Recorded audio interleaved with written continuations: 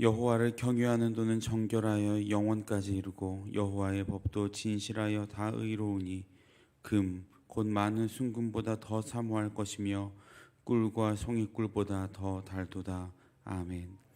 사랑과 은혜의 주님, 오늘도 새로운 아침을 우리에게 허락하여 주시고 또 이 아침에 주님 앞으로 나와 예배할 수 있게 하신 주님의 은혜에 감사를 드립니다. 하루의 첫 시간을 주님을 향한 말씀과 기도로 열고자 하는 우리의 마음 가운데 좌정하여 주셔서 오늘 하루도 하나님의 은혜 가운데에서 거하며 그 은혜로 말미암아 감사하며 자족하며 살아가는 하루가 되게 하여 주옵소서. 감사를 드리며 이 모든 말씀 예수님의 이름으로 기도드립니다. 아멘. 찬송가 488장입니다. 찬송가 488장입니다.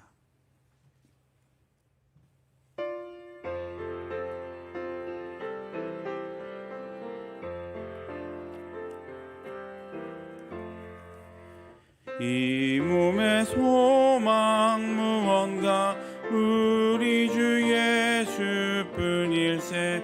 우리 주 예수밖에는 믿으리 아주 없도다. 주 나의 반석이시니 그 위에 내가 서리라. 그 위에 내가 서리라. 무섭게 바람 부는 밤 물결이 높이 설렐 때 우리 주 크신 은혜에 소망에 닻을 주리라. 그 나의 반석이시니 그 위에 내가 서리라. 그 위에 내가 서리라.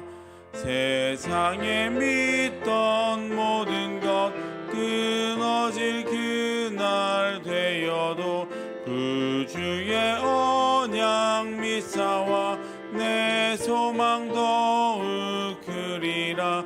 주 나의 반석이시니 그 위에 내가 서리라.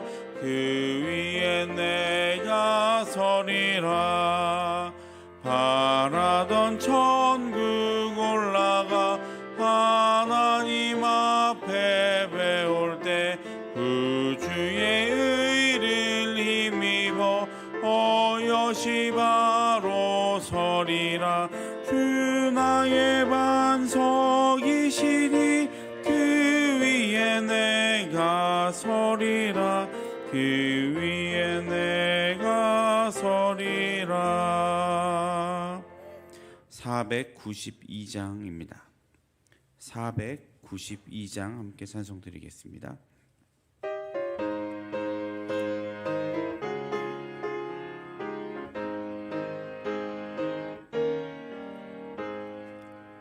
잠시 세상에 내가 살면서 항상 찬송 부르다가 날이 저물어 오라 하시면 영광 중에 나가리.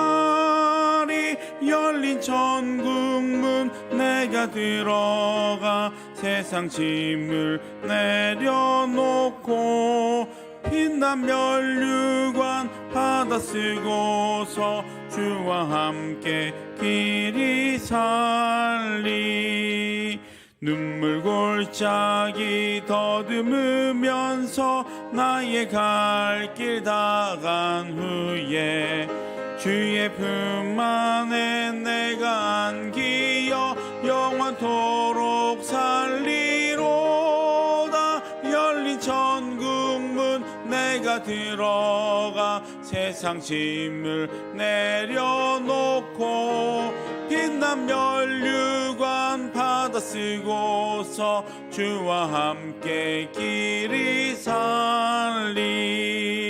나의 가는 길 멀고 험하며 산은 높고 골은 깊어 고난 나의 몸 쉴 곳 없어도 복된 날이 밝아오리.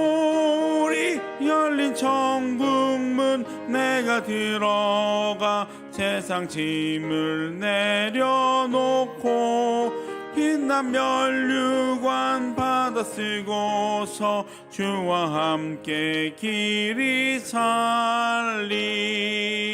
한숨 가시고 죽음 없는 날 사모하며 기다리니 내가 그리던 주를 배울 때 나의 기쁨 넘치리.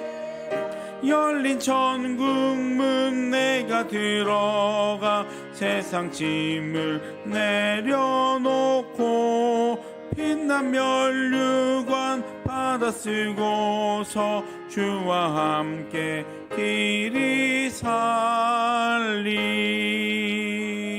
아멘. 오늘 함께 나눌 말씀은 열왕기하 5장 20절부터 27절까지의 말씀입니다. 열왕기하 5장 20절부터 27절까지의 말씀을 함께 읽도록 하겠습니다. 열왕기하 5장 20절부터 27절까지의 말씀을 함께 읽도록 하겠습니다. 하나님의 사람 엘리사의 사환 게하시가 스스로 이르되 내 주인이 이 아람 사람 나아만에게 면하여 주고 그가 가지고 온 것을 그의 손에서 받지 아니하였도다. 여호와께서 살아계심을 두고 맹세하노니 내가 그를 쫓아가서 무엇이든지 그에게서 받으리라 하고 나아만의 뒤를 쫓아가니 나아만이 자기 뒤에 달려옴을 보고 수레에서 내려 맞이하여 이르되 평안이냐 하니 그가 이르되 평안하나이다. 우리 주인께서 나를 보내시며 말씀하시기를 지금 선지자의 제자 중에 두 청년이 에브라임 산지에서부터 내게로 왔으니 청하건대 당신은 그들에게 은 한 달란트와 옷 두 벌을 주라 하시더이다. 나아만이 이르되 바라건대 2달란트를 받으라 하고 그를 강권하여 은 2달란트를 두 전대에 넣어 매고 옷 두 벌을 아울러 두 사환에게 지우매 그들이 게하시 앞에서 지고 가니라. 언덕에 이르러서는 게하시가 그 물건을 두 사환의 손에서 받아 집에 감추고 그들을 보내 가게 한 후 들어가 그의 주인 앞에 서니 엘리사가 이르되 게하시야 내가 어디서 오느냐 하니 대답하되 당신의 종이 아무데도 가지 아니하였나이다 하니라. 엘리사가 이르되 한 사람이 수레에서 내려 너를 맞이할 때에 내 마음이 함께 가지 아니하였느냐. 지금이 어찌 은을 받으며 옷을 받으며 감람원이나 포도원이나 양이나 소나 남종이나 여종을 받을 때이냐. 그러므로 나아만이 나병이 내게 들어 내 자손에게 미쳐 영원토록 이르리라 하니 게하시가 그 앞에서 물러나오매 나병이 발하여 눈같이 되었도다. 아멘. 할렐루야. 오늘도 하루의 첫 시간을 말씀과 기도로 여시고자 이 자리에 또 영상으로 함께 하시는 모든 성도님들을 주님의 이름으로 환영하고 축복합니다. 오늘도 우리에게 새롭게 부어지는 그 하나님의 놀라운 사랑과 은혜를 깊이 또 충만하게 체험하시면서 주님의 백성으로 이 세상에서 힘차게 나아가시는 여러분들 되시기를 간절히 소망합니다. 오래전에 미국의 미시시피 강에서 강을 운항하던 배가 갑자기 파선을 하는 사고가 있었습니다. 당연히 사람들은 그 침몰하는 배에서 다 뛰어내려서 물로 뛰어들어서 헤엄쳐 나왔습니다. 그런데 배가 거의 가라앉을 때쯤 한 사람이 갑판으로 나오더니 물속으로 뛰어들었습니다. 그러나 그것이 마지막이었습니다. 그 사람은 이 물속에 뛰어든 이후에 다시 떠오르지 못했고 익사했습니다. 나중에 그 남자의 시신을 찾았는데 그의 몸에는 금주머니가 묶여져 있었습니다. 알고 보니 그 파선한 배에는 광부들이 많이 타고 있었는데 배가 파선되자 사람들이 정신없이 탈출하느라 자신 각자의 금주머니를 미처 챙기지 못하고 몸만 탈출했던 겁니다. 그런데 마지막에 탈출했던 이 사람이 사람들이 다 금주머니는 버리고 가는 것을 보고 금주머니를 모아서 자기 몸에 차고 물속으로 뛰어들었고 결국 무거운 금주머니 때문에 그 남자가 가라앉아 죽었다라는 것이었습니다. 그 사람은 금주머니를 그렇게 몸에 많이 묶으면 몸이 물에 뜰 수 없다는 사실을 몰랐을까요? 그렇지 않았을 겁니다. 하지만 그 마음이 그 금주머니를 가지고 가고 싶어 했고, 또 그 마음이 금주머니에 모두 쏠려 있었기 때문에 자신이 어떻게 될지조차 상상하지 못하고 그렇게 뛰어들었던 겁니다. 그 사람의 마음속에 있던 탐욕이 그 당연한 사실마저도 기억하지 못하게 만들었고, 결국 이렇게 어이없는 죽음을 맞이하게 된 것입니다. 이처럼 탐욕이라는 것은 참 무섭습니다. 이 탐욕은 우리의 눈과 귀를 가려서 하나님을 온전히 바라보지 못하게 하고, 진실을 바라보지 못하게 하고, 우리가 이미 알고 있는 것도 모르게 만들어 버립니다. 결국 이렇게 죽음에 이르게까지도 합니다. 오늘 본문에서도 이렇게 탐욕에 빠진 한 사람이 등장을 하는데, 바로 엘리사의 제자이자 사환이었던 게하시입니다. 어떻게 보면 당대 최고의 선지자였던 엘리사의 제자였는데도 그의 마음의 탐욕은 어쩌지 못했던 것 같습니다. 이제 본문을 함께 살펴보도록 하겠습니다. 오늘 본문 앞에서 엘리사는 아람 왕의 군대 장관인 나아만의 나병을 고쳐줍니다. 어디서도 고침받지 못했던 이 나병을 당시 아람보다 훨씬 약소국이고 또 그 아람을 섬기던 이스라엘의 이름도 없는 선지자에게 고침을 받게 된 나아만 장군은 어땠을까요? 너무 기뻤을 겁니다. 그래서 엘리사에게 보답을 하려고 했습니다. 그 보상은 사실 합당한 겁니다. 우리도 만약에 고치기 어려운 질병 가운데 있을 때 누군가를 통해 고침을 받는다면 당연히 그 사람에게 최선을 다해서 무엇이라도 보상을 해 주려고 하겠죠. 하물며 당시 저주와도 같았던 그 나병을 고침받게 된 나아만의 마음은 오죽했을까요? 여기에서 나아만이 주는 보상을 받아도 누가 아무도 뭐라고 하는 사람은 없었을 겁니다. 그리고 열왕기하 4장 38절 이하를 근거로 본다면 당시 엘리사와 그의 제자들의 삶은 그다지 넉넉한 상황이 아니었습니다. 매우 어려운 상황이었다라는 겁니다. 왜냐하면 당시의 길갈에는 흉년이 들어서 먹을 것도 없었던 때였기 때문입니다. 자신들이 먹을 것도 없는 상황에서 무엇인가라도 좀 받았으면 좋겠는데, 그 상황에서 당연히 그런 보상, 심지어 그 보상이 작은 것이 아니라 엄청나게 큰 보상이었다면 더더욱 받는 것이 당연했을 겁니다. 그것을 통해서 지금 어려움에 빠져 있는 자신과 또 자신의 제자들이 조금 삶에 여유가 생길 수 있었기 때문이죠. 그런데 엘리사는 받지 않습니다. 나만 장군이 아무리 강요해도 요지부동이었습니다. 그런 상황이 오늘 본문 이전 5장 19절까지의 상황입니다. 그렇게 엘리사에게 아무 보상도 주지 못한 나아만은 자신이 가지고 왔던 모든 것들을 다시 다 챙겨서 아람 땅으로 돌아가게 되었습니다. 그런데 그 상황을 지켜보던 엘리사의 사환 게하시는 스승인 엘리사와는 다른 생각을 했습니다. 어쩌면 그는 자신의 스승인 엘리사가 그 예물을 당연히 받았어야 한다고 생각했던 것 같습니다. 그것이 좋은 의도였는지 나쁜 의도였는지는 정확하지 않지만 20절에서 게하시는 이렇게 말하죠. 하나님의 사람 엘리사의 사환 게하시가 스스로 이르되 내 주인이 이 아람 사람 나아만에게 면하여 주고 그가 가지고 온 것을 그의 손에서 받지 아니하였도다.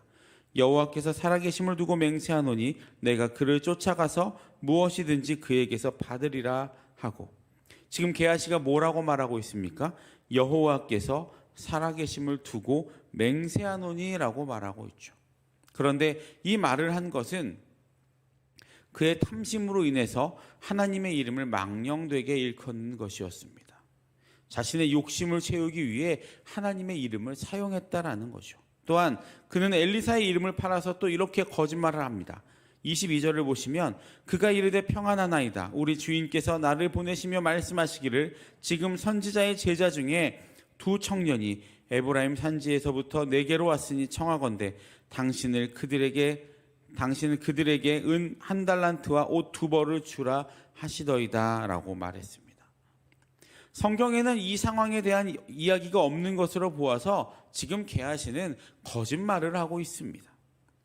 하지만 게하시의 이런 거짓말에도 불구하고 그것을 알 리 없는 나아만은 기쁜 마음으로 게하시가 말한 것에서 은 한 달란트를 더해 주었고, 게하시는 그 물건을 받아서 자신의 집에 감추어 두죠.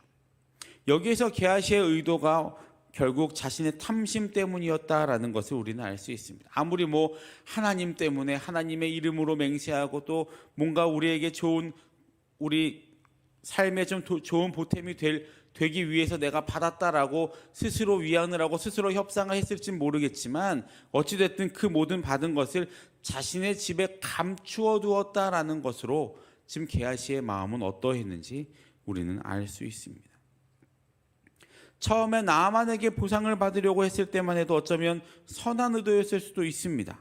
엘리사와 제자들의 삶이 어려웠기 때문에 그 부분에 조금이라도 도움이 되게 하려고 말입니다. 하지만 그것을 위해 하나님의 이름을, 또 엘리사의 이름을 파는 과정을 통해 조금이라도 있었을 것 같은 선한 의도는 변질이 되었고, 결국 자신의 욕심을 채우는데 그 의도가 사용이 된 것입니다. 그리고 그것의 결과는 우리가 너무나도 잘 알고 있듯이 게하시와 그의 모든 자손은 영원한 형벌을 받게 되는 것이었습니다. 한 사람의 탐심으로 인해서 몰려오는 결과를 우리가 보고, 또 우리는 깊이 그것을 살펴보고 경각심을 가져야 할 필요가 있습니다. 가끔 어떤 일을 하다 보면 자신이 생각하는 선한 의도를 이루기 위해서, 선하다고 믿고 있는 의도를 이루기 위해서 남을 속이는 것은 어쩔 수 없다라고 생각할 때가 있습니다. 어려운 사람을 도울 돈을 만들기 위해서 좋지 않은 방법을 이용하는 사람들도 많이 있죠. 자신의 돈을 세탁하기 위해서 어려운 사람들, 또 어려운 단체 같은 곳에 기부를 하는 척을 하는 사람들도 있습니다. 심지어는 하나님의 일을 위한 것이라는 명분을 내세워 부정하는 방법을 사용하기도 하고, 그것으로 함께하는 교회 공동체에 피해를 입게 하는 사람들도 있습니다. 결과만 좋으면 목적은 그다지 중요하지 않다고 생각하는 사람들이 있다라는 말입니다. 근데 정말 그렇습니까? 하나님은 그렇게 남에게 피해를 주면서 얻게 될 그것을 기뻐하실까요? 절대로 그렇지 않습니다. 하나님은 부자의 외식이 가득한 예물보다는 과부의 작지만 정성스러운 마음을 더 기뻐하시는 분임을 우리는 잘 알고 있습니다. 그런데 우리는 가끔 착각을 합니다. 내가 먼저 더 좋은 직장 간 다음에 헌금을 많이 하겠다고, 내가 더 좋은 학교 들어간 다음에 봉사하겠다고, 내 상황이 조금 더 먼저 좋아진 다음에 주의 일을 하겠다고 말입니다. 어떻게 보면 선한 의도일 수 있지만, 또 정말 그런 마음을 가지고 있을 수는 있지만, 많은 경우에는 그 안에 우리의 탐심이 들어가 있는 경우가 많습니다. 그것은 여호와 하나님을 망령되게 일컫는 죄가 숨겨져 있는 것들입니다. 우리는 탐심을 버리고 바울처럼 자족하며, 또 자족하는 법을 배우며 감사하는 삶을 살아가야 합니다. 그리고 내 모습 이대로 주님께 드리며, 주님이 부르실 때 주여 내가 여기 있나이다 라고 고백하며 나아가야 합니다. 그렇게 주님의 부르심에 올바로 반응하시는 성도님들 되시기를 주님의 이름으로 축복합니다. 그렇다면 왜 엘리사는 나만 장군의 예물을 받지 않았을까요? 받아도 상관없었을 텐데 말입니다. 그리고 결과론적인 이야기이지만, 합당한 보상을 만약에 엘리사가 받았다면, 나아만이 주는 것을 받았다면, 이렇게 게하시가 죄를 짓지도 않았을 수도 있었을 텐데 말입니다. 사실 엘리사에게는 나아만의 예물을 받지 않은 이유가 있었습니다. 만약 그가 아람의 군대 장관인 나아만의 예물을 받는다면, 나아만은 엘리사가 대가를 바라고 자신의 병을 고쳐주었다라고 생각할 수도 있었습니다. 그러면 나아만은 하나님의 능력과 위대하심을 고백하지 못했을 겁니다. 지금은 아무런 대가 없이 나아만의 병을 고쳐줄 때였습니다. 왜냐하면 그 나아만의 치유로 인해서 하나님의 능력을 나타내어 아람과 또 아람의 왕과 백성들이 이스라엘을 다스리는 여호와 하나님을 두려워하도록 만들어야 했기 때문이었습니다. 그래서 엘리사는 게하시에게 지금이 어찌 그 은을 받으며 옷을 받으며 감람원이나 포도원이나 양이나 소나 남종이나 여종을 받을 때이냐 라고 말했던 겁니다. 지금 중요한 것은 그거 물질 받는 것이 중요한 상황이 아니었다라고 엘리사가 말하고 있는 거죠. 실제로 나아만은 고침을 받은 이후에 이스라엘 외에는 온 천하에 신이 없는 줄 아나이다라고 고백했고, 17절에는 이제부터는 종이 번제물과 다른 희생제사를 여호와 외에 다른 신에게는 드리지 아니하고 다만 여호와께 드리겠나이다라고 고백하게 되었죠. 그렇게 이방인에게도 하나님을 드러내고 나타내는 것, 그것이 엘리사에게 있어서 가장 중요한 일이었습니다. 더 정확하게 말하면 그것이 지금 그 당시 하나님께서 엘리사에게 원하셨던 것이었습니다. 만약에 하나님이 원하셨다면 엘리사가 그 예물을 받았겠죠. 하지만 지금 그 상황에서 하나님이 원하셨던 것은 자신의 이름이 아람 나라에 또 나아만에게 전파되는 것, 그것이 하나님이 원하셨던 일이었고, 하나님은 그것을 말씀하셨고 엘리사는 그 하나님의 요구에 순종한 것입니다. 지금 당장 자신과 제자들이 어려워도 그렇게 하나님이 높임받으시고 이방 나라에 전파되는 것이 하나님의 더 큰 목적이었다라는 것을 엘리사는 알고 있었고 게하시는 모르고 있었던 것입니다. 게하시는 그런 하나님의 뜻을 알지 못했고 눈앞의 문제에만 마음을 두어서 결국은 나병이라는 저주와도 같은 질병을 얻게 되는 것입니다. 이것이 하나님의 뜻을 알고 하나님의 뜻을 모르는 자의 차이입니다. 우리는 우리의 눈을 열어 하나님의 뜻이 무엇인지, 지금 이 시대에서 하나님이 원하시는 것이 무엇인지, 지금 이 코로나 상황 가운데에서도 하나님이 성도들에게, 하나님의 백성들에게 원하시는 것이 무엇인지를 우리는 깨달을 수 있어야 합니다. 우리는 그것을 위해서 기도해야 합니다. 하나님이 이 어려운 상황 가운데 하나님이 성도인 우리에게 원하시는 것이 무엇입니까? 나는 무엇을 해야 합니까?